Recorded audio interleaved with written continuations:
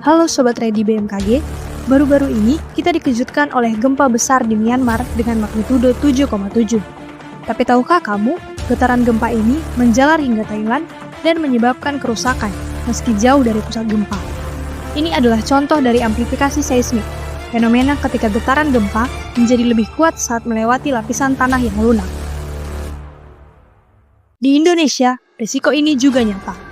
Jakarta berdiri di atas tanah aluvial lunak dan tebal. Jika gempa besar terjadi di zona subduksi selatan Jawa atau Selat Sunda, getarannya bisa diperkuat saat menjalar ke permukaan dan meningkatkan risiko kerusakan di kota ini. Karena faktanya, bukan gempanya yang membunuh, melainkan bangunan yang runtuh. Bangunan tahan gempa dirancang agar tetap berdiri cukup lama untuk memberi waktu menyelamatkan diri. Dengan kolom dan balok yang kokoh, sambungan kuat, dan material berkualitas, bangunan mampu meredam dan menyebarkan energi gempa dengan baik.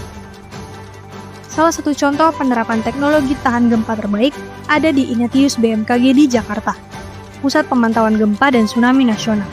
Gedung ini bukan hanya kokoh secara fisik, tetapi juga dirancang agar tetap berfungsi saat bencana melanda.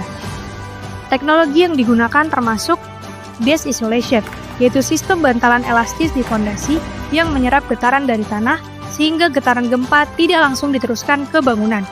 Dengan teknologi ini, gedung Ignatius BMKG dapat tetap stabil dan operasional walau guncangan gempa sangat kuat. Hal ini sangat penting karena pusat ini memonitor dan mengirimkan peringatan dini secara cepat kepada seluruh masyarakat Indonesia. Teknologi dan desain gedung ini adalah contoh nyata bahwa bangunan tahan gempa bukan sekadar bangunan kuat, tetapi juga harus mendukung fungsi penting saat darurat. Kita juga bisa mulai dari rumah sendiri dengan memperkuat struktur dan menggunakan material berkualitas. Ingat, keselamatan keluarga dimulai dari fondasi yang kuat dan bangunan yang tahan guncangan.